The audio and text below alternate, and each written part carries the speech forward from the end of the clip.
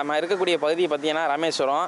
இது வந்து இன்றைக்கி காலையிலேருந்தே பார்த்திங்கன்னா அவ்வளோ ஊட்டி கொடைக்கானலில் நம்ம எப்படி ஃபீல் ஆகும் அந்தளவுக்கு வந்து குளிர்ந்து நல்லா இருக்குது. இருக்கக்கூடிய பகுதி அவ்வளோ சூப்பராக இருக்குது. எல்லாருமே வரக்கூடிய சுற்றுலா பயணிகள் இன்றைக்கி வந்து எல்லாமே வந்து நாங்கள் ராமேஸ்வரத்தில் இருக்கோமா ஊட்டி கொடைக்கானலில் இருக்கோமான்னு அந்தளவுக்கு ஒரு கூலிங்காக இருக்குது. ஒரு பக்கம் நல்லது இருந்தாலுமே வந்து நம்ம காற்று அதிகமாக இருக்கிறனால இப்போ பாம்பன் ரயில் இந்த மாதிரி வர்றது வந்து சிரமப்படுது. இதனால் புயல் காற்று அதிகமாக இருக்கிறனால இப்போ இன்றைக்கி கூட மண்டபத்தில் பார்த்திங்கன்னா ட்ரெயினை வந்து இன்றைக்கி நிறுத்திட்டாங்க.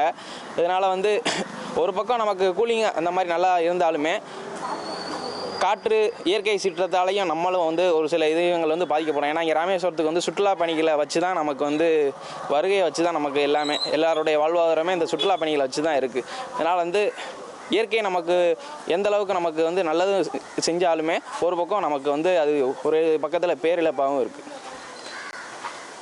குளிர் வந்து இப்போ ராமேஸ்வரத்தில் குளிர் பார்த்திங்கன்னா எல்லாருமே வந்த சுற்றுலா பயணிகள் எல்லாருமே வந்து நம்ம ராமேஸ்வரத்தில் இருக்கோமா இல்லை ஊட்டி கொடைக்கானலில் இருக்கோமான்னு அந்தளவுக்கு வந்து ஒரு ஏசி கூட தேவை கிடையாது. வீடே இன்றைக்கி ஏசி மாதிரி தான் இருக்குது எல்லாருக்கும். அந்த அளவுக்கு சந்தோஷமாக இருக்காங்க. என் பேர் மாரீஸ்வரன். ராமேஸ்வரத்தில் பனிமூட்டம் பயங்கரமாக இருக்கிறது. காற்று 50 கிலோமீட்டர் வேகத்தில் அடிக்கிறது. ஊட்டி கொடைக்கானல் மாதிரி ராமேஸ்வரம் இருக்கிறது. குழந்தைகள்லாம் வெளியே வர்றதுக்கு கொஞ்சம் அச்சப்பட்டுக்கிட்டு இருக்காங்க. ரொம்ப பயங்கரமாக இருக்குது. கவர்மெண்ட் பார்த்து எதுவும் நல்லா சரி பண்ணணும். இது ராமேஸ்வரத்தை காற்று 60 கிலோமீட்டர் வேகத்தில் அடிக்கிறது நேரத்துலேருந்து.